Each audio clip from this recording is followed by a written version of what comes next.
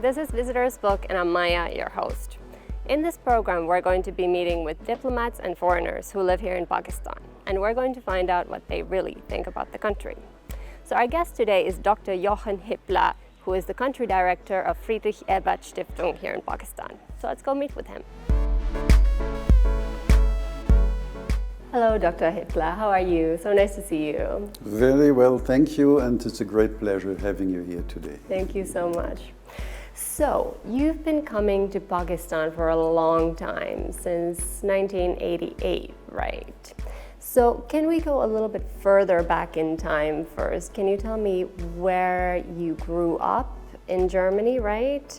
And how did this idea of visiting Pakistan even come to you in the first place? Well, I'm a German citizen. I was born in Germany, in the western part of the country, not too far from the Dutch border. Okay. And when I became a political scientist, I was very much at the beginning interested in conflict, war and related things, and one of my interests was Afghanistan. Okay. So I went to Afghanistan and to Washington and to Moscow in the old war in the 1980s.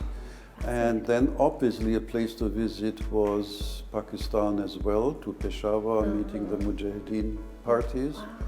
And but basically then I kind of fell in love with Pakistan and visited it more than I visited Afghanistan after that.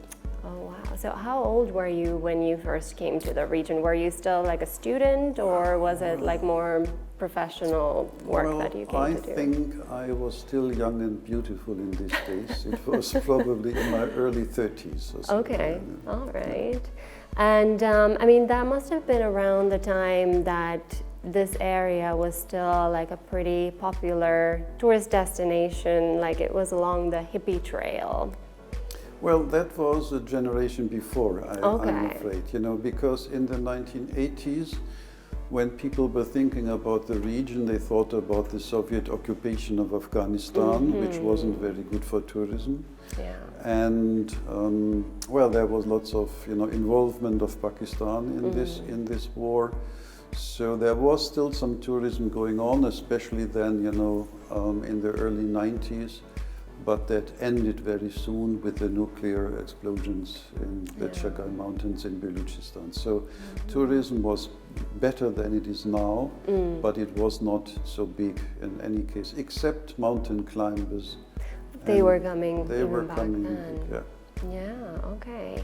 And so, when you were growing up, when you were a student, were you always dreaming of like traveling abroad, or did that interest come later when you started studying? Well, traveling was part of the job, and also I enjoyed it later. But when I was a student, I did some vacations in Europe, but I didn't travel that much. My PhD thesis I went to the United States for. Okay.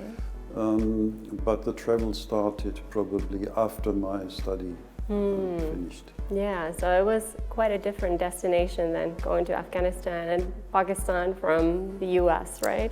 Well, exactly. On the one hand, there were several European destinations, when you're in Europe, and the next country is just 20 minutes away by car, and the next country maybe 2 hours away, and then another one 4 hours away. Traveling abroad in Europe is a very small thing. Of course. But then it was once or twice a year I went to the United States, mostly to Washington. And then after some years, it basically went to the Middle East and to South Asia. Wow. Yeah. Oh, so you had an interest in Middle East as well? Yeah, right. It was North Africa, Morocco, Libya, Egypt, but then Palestine, Lebanon, Syria, Iraq, Iran, and so on. So that was definitely a big part of my interest. Yeah. Right. So do you have any kind of a memory that has stuck with you over the years from the first time you came to Pakistan? Some kind of a first impression of the country? What do you remember from then? Well, I shouldn't tell you probably, but the first thing was that I didn't like Islamabad very much. It was just too small, too orderly. There was just 250,000 people living here at that time, so it was kind of artificial thing.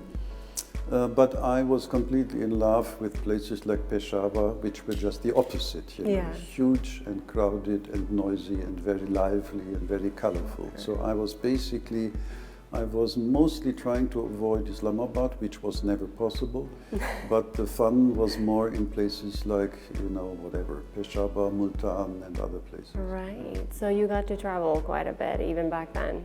Well, yeah, I remember in 1998, I basically came to Pakistan for travel. I spent 2 months here, traveling from the Hunra Pass to Karachi and to all kinds of places, and basically for enjoying photography. And I was also working on a book on Pakistan, so I also used it for some research. Oh, wow. And how were you moving around back then? Were you just taking like local transport, or how was it even back then? Well, a couple of times I used the train, but basically because I just wanted to try the train system. Normally I used cars, rented cars, because that has the advantage that you can ask the driver to stop wherever you want to stop. If you take a bus, then you are stuck in the bus. Yeah. And Wow. And did you face any issues back then, or was it relatively easy to travel around the country? well, I always thought it was quite easy, and well, provided you have the funds to rent a good car and a good driver. So if we talk about Afghanistan, how much of a difference did you notice in these two countries back then?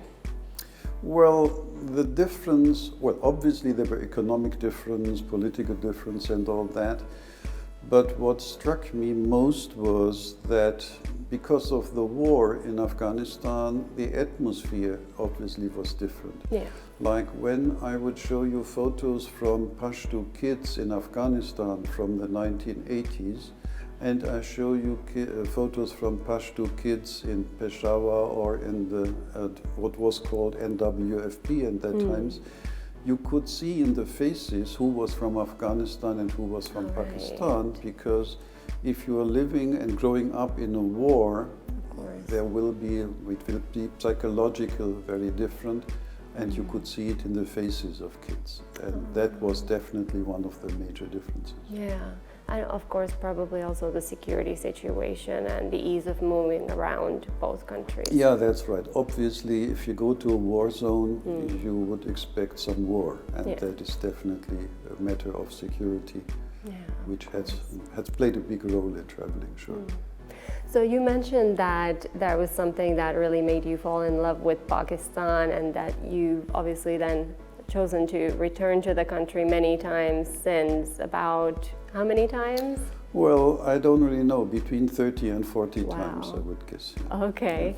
And what was it that made you fall in love with the country? Well, you know, I could be very polite and say it's about diversity and beauty, and all that is true, but also because it was very different, and because I sometimes feel I'm a bit strange, I felt very much attracted to unusual, strange places. And if you go to a place, the one that I mentioned, if you go to the bazaar, Chogyatgah area of Peshawar, for instance, it is extremely different and crowded and noisy and colorful, and people behave differently. And I think I felt attracted to this kind of atmosphere of color and noise. Yeah, maybe that you feel like you're in a completely unfamiliar environment, and that makes it somehow exciting. Well, yes, but it is also more than that, because I have been in unfamiliar places in other countries as well, and I have even had situations which were very unfamiliar in Germany. Right. When East Germany was dissolving and the wall was opening, I was traveling East Germany, and it felt more strange than Pakistan felt to me. Really? In what sense? Well, the atmosphere was different. People were speaking German, but in the first 1, 2, 3 years, the way they behaved towards West Germans was, well, strangely and a bit frightening, in the sense that I felt like a colonial person in a conquered country. Really? And I didn't feel that way in Pakistan. I feel more at home. Well, that's quite interesting considering the colonial past of Pakistan, that you never felt the same way here. Why do you think that is? Well, I can feel the colonial past of Pakistan, but I don't think I was a part of it. You know, people would recognize me as a foreigner, but they would not see me as British or American. Okay.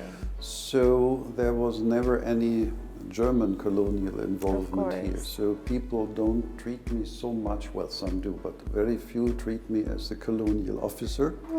While if West Germany is taking over East Germany, it's very difficult to pretend you're not part of the mess. And if we briefly touched on this, but you know, the global image of Pakistan has also changed maybe a little bit over the years. What kind of change have you observed from the 80s till now? The point really was that there was still no knowledge about Pakistan, but it was vaguely seen as a country which is kind of on our side, even if they have a military dictatorship, which few people liked. And then there was a big change later, especially after September 11, 2001, when Pakistan was mostly seen in categories of terrorism, supporting of extremist violent actors and this kind of thing. And that definitely has linked with cliches which have been around in the West and in Europe for quite a while. But that was kind of connected then to Pakistan. And now we are kind of back on the way to forgetting about Pakistan. You know, this kind of image probably is still there because people have it in their minds and then they don't want to lose this kind of feeling. But since there is less violence in Pakistan, there is less global terrorism, this kind of thing slowly is fading into the background. But the image is still there, even though the situation has changed. Yes, I think it is still there, though it is much weaker than it was 10 years ago. All right, we're going to take a short break. I'll see you in a bit.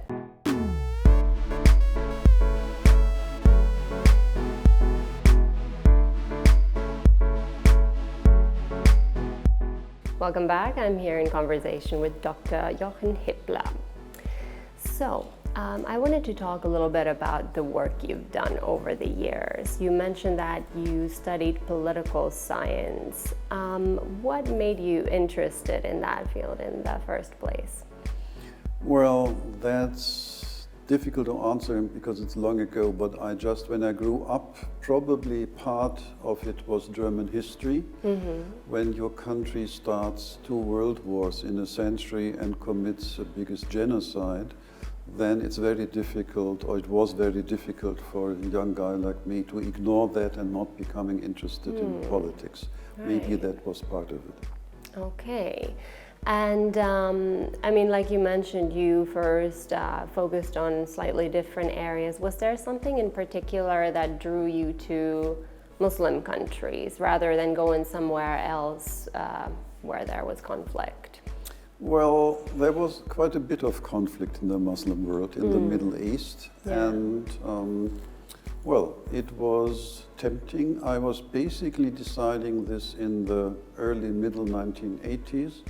When I was thinking, what will I do the next 20 or 30 years with my life? And I was looking for something which was intellectually fascinating, which was politically relevant, and which would become worse.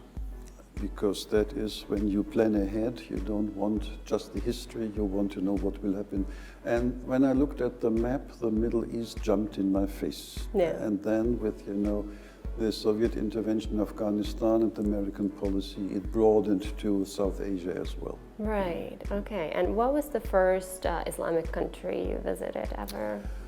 Well, that was probably in the late 1970s even. It was Egypt, and then it was Libya, and then it went on from there. Oh, that's amazing. Are you still interested in all these other countries, or has your focus kind of now become only Pakistan? Not at all. Well, Pakistan is a major focus, especially since I'm living here now for the last 1.5 years. But I'm still following things in Iraq very much, which I obviously visited, and Syria, and Iran and Lebanon and other places as well, sure. Yeah. Yeah, and I mean, if we think about political science, it's not all about, studying conflicts, of course. What was it? Was it the history of Germany, again, that drew you to studying conflicts? Well, maybe it psychologically contributed to it, but the other thing was that this area had quite a few violent conflicts. I mean, the area from North Africa to South Asia. Yeah. And also it was very difficult, for instance, and intellectually challenging. When I was following Latin American policies in the, early 1980s. After a while, I thought it is quite relatively straightforward and simple, and I kind of figured it out. Yeah. But violence in Iraq or Syria or Afghanistan or Pakistan to figure out is definitely academically and intellectually much more difficult and complex. So probably the complexity was, there were so many people who pretended they explained the violence in the Middle East or in South Asia because of some religious thing, or because of something else, or because of that. And my feeling was that none of these explanations was sufficient to explain what was going on. So I think the complexity was something that attracted me as well. Oh, that's fascinating. And were you always thinking that you're going to end up as a researcher or something like that, or did you dream of working in a completely different field, maybe? Well, no, I didn't dream very much. I was basically, and also I didn't plan my life at all. I basically did what I wanted to do next. When I wanted to write a book, I wrote a book. When I wanted to do television, I did television. When I wanted to head a think tank in the Netherlands, I did that. When I got offered in Parliament in Germany, I took the job as in the Parliament. So I stumbled around and basically got some opportunities, and then I decided on the spot which opportunity to take and which to reject. So it wasn't planned, it wasn't the result of a vision or of some dream. Okay. It was just happening, and then I made decisions. So where did you spend the most of your career? Was it in Germany at a university or somewhere else? Well, most time I spent in Germany, which enough time for travel. So there have been years when I was in Germany, but maybe 3, 4, 5 months a year I was somewhere else. But still my home was there. And the last 20 years before I came to Pakistan, I was teaching and researching at the university. Okay, so that was your previous. Right. Yeah, so this is another misconception in the West, I mean. Well, and in the Muslim societies as well. Yeah.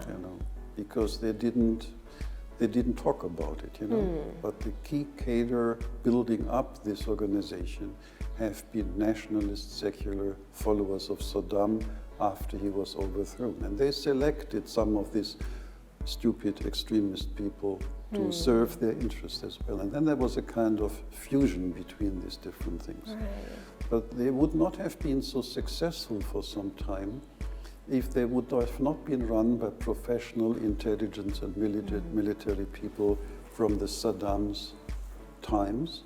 And Saddam was a guy who was spending lots of his time killing Muslims of all kinds, Yeah. So he didn't care very much about God. Yeah, true.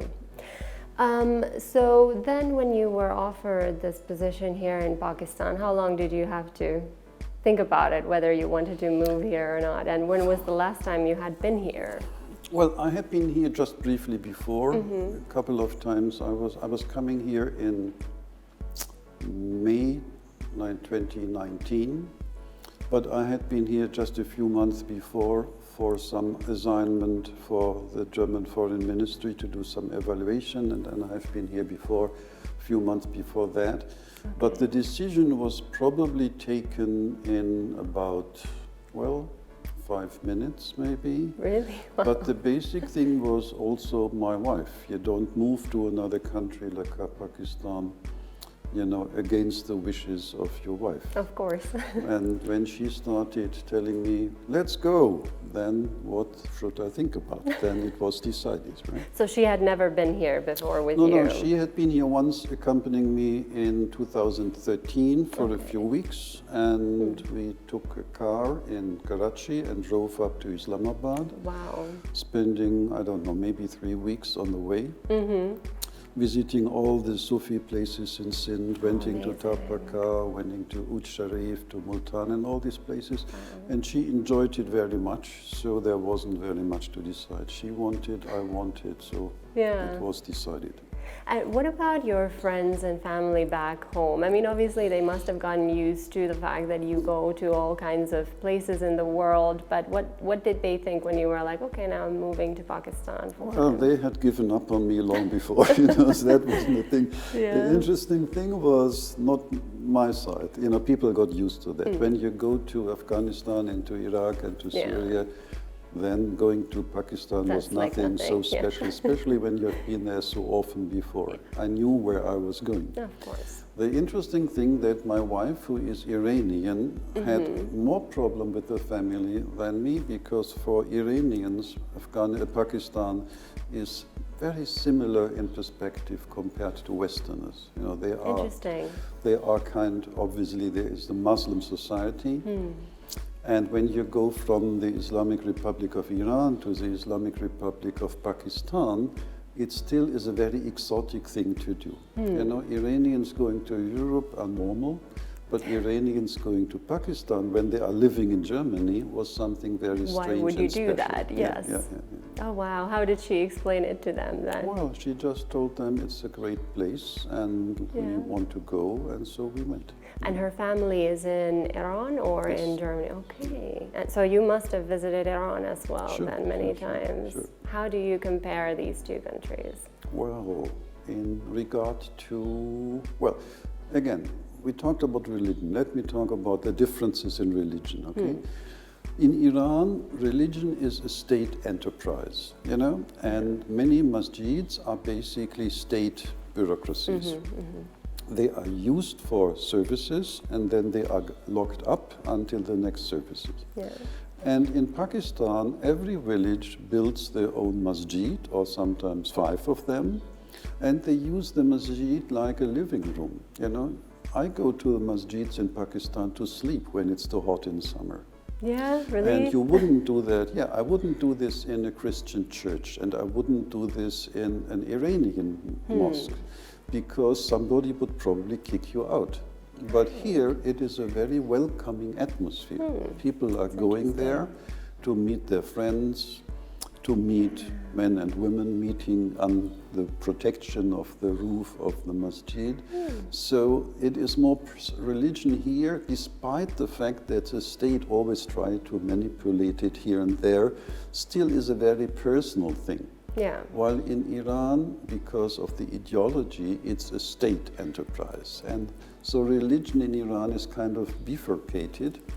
It is somehow still in the hearts of people, but at the same time, they are against it because the state is propagating it. And they don't like that. For instance, wearing a hijab, you are forced to wear a hijab. It's not your choice. And people hate it. While in Pakistan, this question is, as you can see on yourself, it is much more relaxed. You just choose. Exactly. So let's talk a little bit about the Friedrich Ebert Stiftung that you are now the country director of. What is the history of this organization or foundation, and what does it do exactly for those who don't know? Well, okay, Friedrich Ebert is a German name. It's the name of the first democratically elected president of Germany, so about 100 years ago. And the foundation, as it is today, there are some similar, comparable ones. They all get funded by the German parliament. So they are not an NGO, technically speaking. They are based on parliamentary decisions, and the funding is coming from the German parliament, meaning from German tax money. Which means that we are also responsible and accountable to German tax and to the German government in regard to our finance and administrative behavior. They don't tell us what we would do in substance, in projects, but they would be very strict if we break German law in regard to accounting and how to spend money and all that kind of thing. What we are doing, and the Friedrich Ebert Foundation has about 108 offices in maybe 100 countries. Okay. So it is not just in Pakistan, it is not just in Germany, it is in about 100 countries, a little bit more. And what we are doing here, we have an agreement with the Pakistani government, with the Ministry of Interior, and we are cooperating with partners, which sometimes are state. Just yesterday, I signed an MOU with the National Assembly of Pakistan in cooperating about series of events related to CPAC. So we are working with different state organizations like this, mostly parliamentarians. Right. We are also working with universities, intellectuals, academics, but mostly universities. In different provinces. We are working with parts of civil society as well. We have some relations with selected labor unions as well. And what we are trying to do here is supporting to strengthen Pakistan's governance structures. We all know that there are big problems in Pakistan in governance, and we think it's our duty to help, for instance, Parliament to be a good parliament, to help governance in different fields. So that is trying to support this kind of structure. So if we can be of help to the country in this regard, we would like to try. Yeah. And the third thing is we are dealing with regional connectivity, as the Pakistanis would call it. I mean, regional things, because Pakistan is not an island. It's surrounded by other countries. It's part of a region, China, Afghanistan, India, the Middle East. And if we can be of any help to strengthen the connectivity in this regard, we are trying to contribute. So these are the three things that we are doing. Okay. All right, we're going to take a short break. I'll see you in a bit.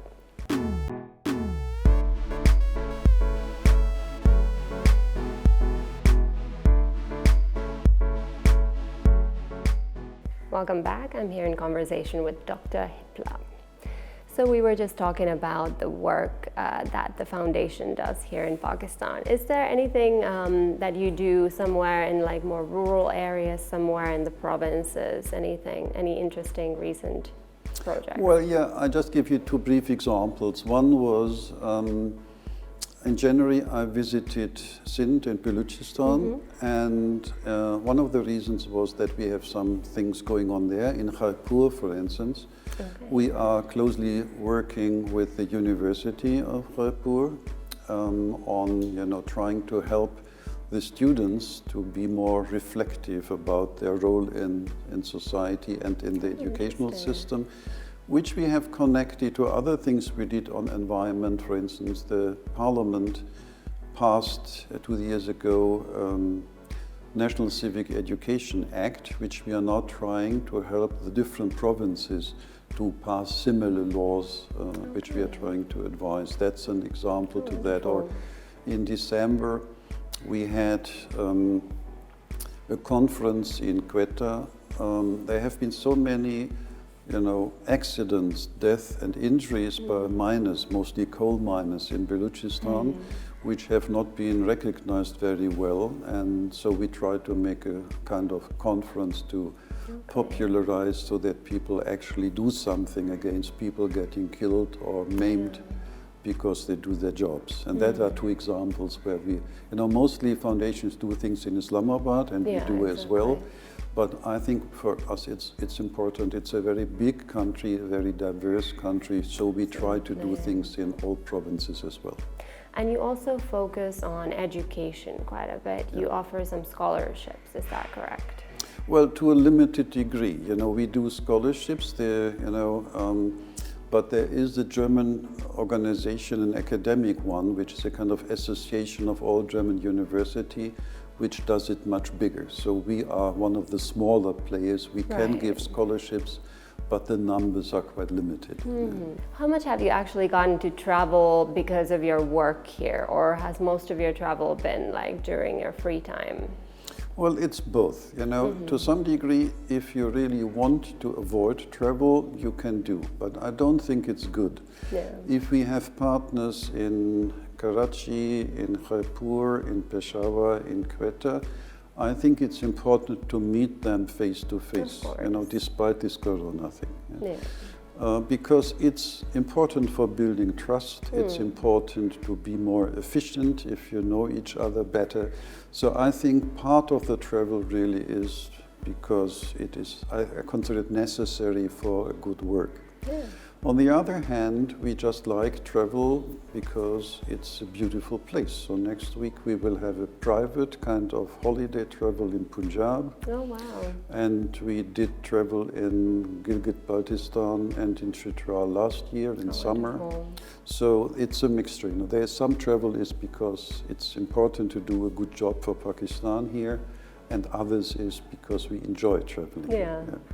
And you have a pretty interesting hobby as well. You're a photographer. Yeah, that is true. Yeah. So how did you get started in that, and how did you learn? Like, would you call yourself a professional photographer? Well, sometimes I do sell some photos, but I don't consider myself a professional photographer because I have other jobs to do. You know, so it's a kind of sideshow. Yeah, but you've had like some exhibitions also. Well, yes, I did have that's exhibitions. incredible. I do have this website. I do. Wow. You know, if you go to the office of the chairman of the parliamentary committee of CPAC in the National Assembly, there will be a photo that I took on his wall, which I'm very proud that I gave him as a gift, and he liked it so much he got it framed and put it on his wall. You know, Oh. And what do you like taking photos of the most? Is it people or landscapes? What's your favorite thing? I don't have a favorite thing. Okay. It depends where I am. Sometimes, well, in Pakistan, obviously, people are very fascinating. Faces, street photography is very nice.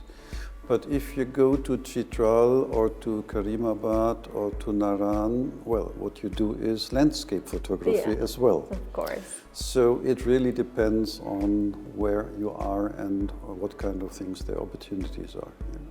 And do you have a favorite photo you've taken from Pakistan? Well, a few are, look the one behind you, that's in Raja Bazaar in that's Rawalpindi. amazing. Wow. So I have, well, I probably took 30 to 40,000 photos in Pakistan, so it's you very always difficult. carry your camera? Well, mostly, yes. Okay. So it's very difficult to decide on the one favorite ones, you know, but there are Yeah. No, well, that's not. So it's, Pakistan is really a paradise for photographer. And well, I do it in Islamabad and I do it when I travel. Islamabad reminds me. So you mentioned that you didn't like it at all when you came here the first time around. How about now? Have you changed your opinion about the city? Yes, I did. Now I enjoy being here. It has, well, it has grown. You know, it was 250,000 people when I firstly came. Now it's 1.5 million. So it's more a city and less a village or less a town. It has more culture and other events before. And also keep in mind that it's a different thing whether you visit a country for a couple of weeks Of course. or whether you're living there. You know, I would not as a tourist come to Islamabad. But living here has many advantages. Things work, you know, there are all these trees and it's very green kind of place. And I wouldn't come to Pakistan to see green trees because we have them in Germany as well. Of course. But you know, if you are comparing it to some other cities which are just very big and not green at all, it's a more pleasant place to live. For sure. So the you know, the city has changed, it has developed on the one hand, and being a tourist here or a short-time visitor or living here, that makes a very big difference in regard to how you feel a city. Yeah, of course. And have you actually like been everywhere in Pakistan? I mean, it's been so many decades that you've been coming here. Is there anywhere that you still haven't been? Yeah, sure. There are, you know, all the major towns and cities probably I have visited several times. But you know, it always has been a bit more difficult traveling in Balochistan compared to northern Punjab. Yeah. So my travel in Balochistan is underdeveloped. Okay. Yeah. I have been in places there as well, but you know, it's sometimes long ago. So that is something where I have some gaps because of these situations. But I will hopefully fill some of these gaps before returning home. Hopefully. But the rest, and I was, you know, from the Kunjra Pass in Dar Adam Khel, which is not a typical tourist destination, I would assume, to Holistan, to Tapakar, to Umakot and Miti and all kinds of places. So sure there are gaps, but I'm working hard to fill them. So since you know Pakistan so well, I'm just fascinated, like what were the places that you really wanted to show your wife when she came here for the first time? Well, a mixture. One was the northern areas, what we formerly called the northern area. You know, the beauty of parts of the north is stunning, and there are still a few things where I hopefully will take her this year, like the Deosai Plateau. I have seen several times, but that is something that you have to see before going back to Europe. The other thing that I thought special for introducing her or others are some of the Sufi places in Sindh. Yeah. Nothing against the Sufi places in Punjab, but Bidshah, for instance, is my favorite place. Okay. Sivan Sharif is nice as well, but I'm really kind of in love with Bidshah, which is very beautiful. And we have been there together some years ago and enjoyed it very much. But you know, that is something else besides the beauty, but also just walking the bazaar for shopping. Yeah. Is something which is really delightful. Absolutely, and then you get to meet so many different kinds of people, right? Exactly. So travel and photography are obviously two things that go together. Have you ever noticed any differences between taking photos of people, like in different countries or cultures? Is it sometimes more difficult? Well, yeah, there are big differences, but they are also inside the country. For instance, taking photos in Islamabad and taking photos in Peshawar is a big difference. Of course. You know, sometimes you find, in Islamabad, in most parts of the city, people are, used to photography and to foreigners and all that. Yeah. But if you go to other places, they are not. And when they see a camera, very few people make sure and make clear they don't want to be photographed. But many other people are actually grabbing my arm and don't let me go before I didn't take a photo. Oh, really? And that would not happen in Germany. Yeah. So there is, sometimes both in Raja Bazaar, which is close by, but also in a Chogyatgar in Peshawar, when you go and start taking photos, everybody looks at this guy, this strange foreign guy taking photos, and then when I take a photo of this shopkeeper, the next shopkeeper will not let me go without taking a photo of him as well. And that would definitely not happen in Germany. Yeah, for sure. Yeah. Okay, that's pretty fascinating. So how much longer do you have left in Pakistan still? What do you think? Well, you never know, but probably a year. I think we'll stay another year. And how has it, this has been the first time you've actually lived here ever, long term. Do you feel like it was about time you did that after all these years? Well, yes. I think that's right. It gives you still a different perspective. You have to deal with things which you don't have to deal otherwise. Yeah. Paying your electricity bills, for instance. Yeah. You don't do that if you stay for 4 weeks. Exactly. You stay in hotels or in guest houses. So it gives you a different perspectives on the city as well. Yeah, and daily life, yeah. Daily life, yeah. Also the way you see people, the way people see you. If you just come from abroad and you stay for 2 or 4 weeks and you are gone after that, people look at you differently compared like you stay for 2 or 3 years or longer. Because now you are still strange and a foreigner, but you are still kind of one of us because you have to deal with the same blackout that everybody has. Yeah. You know? All right, so do you think you will continue visiting Pakistan even after you leave? Don't you think it would be crazy not to? Yeah. All right, then it's time for our rapid fire round. Are you ready? I'm so ready. Okay. Shalwar kameez or jeans? Well, mostly jeans, sometimes shalwar kameez, in summer mostly. Yeah, makes sense. Lahore or Karachi? Lahore. Interesting. Your favorite Pakistani dish? Well, chicken karahi maybe. Yeah? Okay. Naran or Swat? Well, the northern part of Naran. The southern part, I think, is basically destroyed by tourism, but if you go north enough and avoid the crowds, then it's nicer in northern Naran. All right. Your favorite song?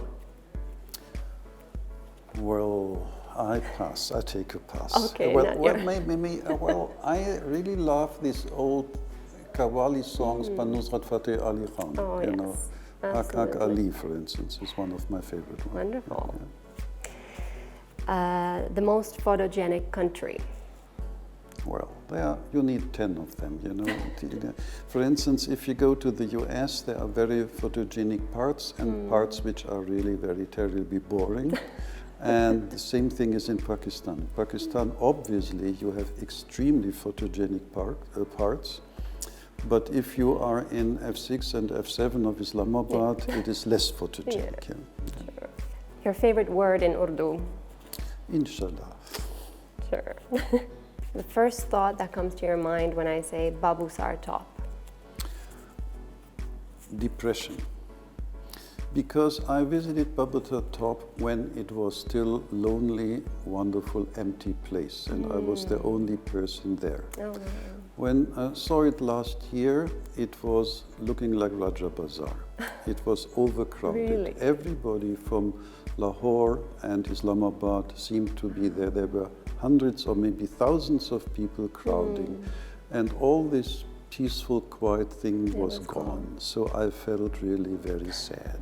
So you prefer things to stay pristine, basically? Well, some things should be there. You know, if you go to a place to be on your own and just you and the mountain, then, you know, having a couple of thousand people yelling and shouting isn't very helpful. Of course. If you go to a big bazaar to do shopping and see crowds, I think there should be crowds, you know?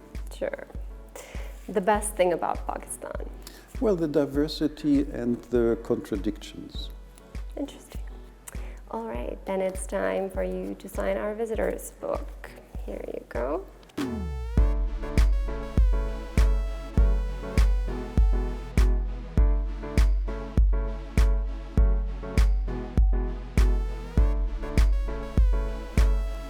you. So let's see what you wrote. I really enjoy the lively and diverse life in Pakistan so much. I hope you continue to enjoy it further. Thank you so much for being on the show. Thank you for visiting today. Thank you. That's it for today. Please join me again next week, and don't forget to follow us on our social media accounts at indus.news. Stay home, stay safe, goodbye.